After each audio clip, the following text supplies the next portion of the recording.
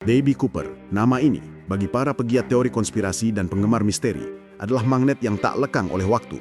Sosok misterius yang membajak pesawat Boeing 727, menuntut uang tebusan $200.000, lalu melompat dengan parasut di tengah badai malam November 1971, dan lenyap begitu saja. FBI sendiri bahkan menutup kasus ini pada 2016 tanpa kejelasan, menjadikannya satu-satunya kasus pembajakan udara yang tak terpecahkan dalam sejarah penerbangan komersil AS.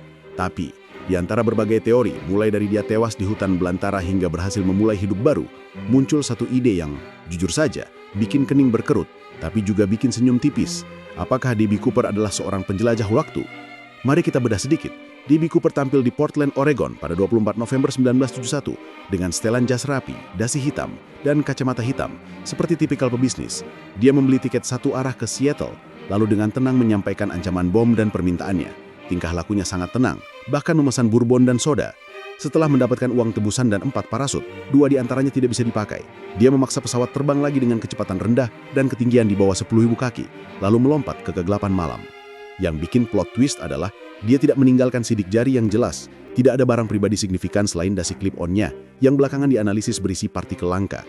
Uang tebusan yang ditemukan 9 tahun kemudian di tepi sungai Columbia pun, jumlahnya tidak lengkap dan kondisinya rusak. Nah, disinilah otak kita mulai berfantasi. Seseorang yang begitu sempurna dalam menghilangkan jejak, seolah tahu persis bagaimana sistem bekerja dan celahnya. Tidak ada DNA yang bisa diidentifikasi saat itu, dan teknologi forensik tahun 70-an tentu beda jauh dengan sekarang. Kalau kita bicara teori time travel, ada narasi di Reddit yang secara seru mengklaim bahwa D.B. Cooper sebenarnya bersembunyi di kargo pesawat setelah pura-pura melompat, lalu menghilang di masa depan menggunakan teknologi penjelajah waktu yang ditemukan pada tahun 1968. Kedengarannya konyol kan? Tapi coba pikirkan, bagaimana bisa seseorang bisa begitu lenyap tanpa jejak yang berarti di era di mana pengawasan belum seketat sekarang, namun FBI pun sampai mati kutu. Apakah dia benar-benar seorang ahli survival yang sangat beruntung?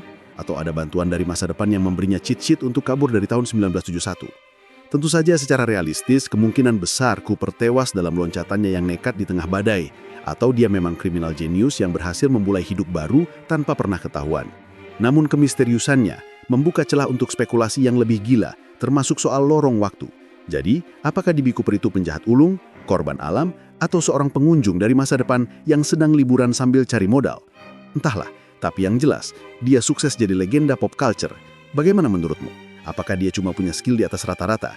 Atau memang ada cheat code dari dimensi lain?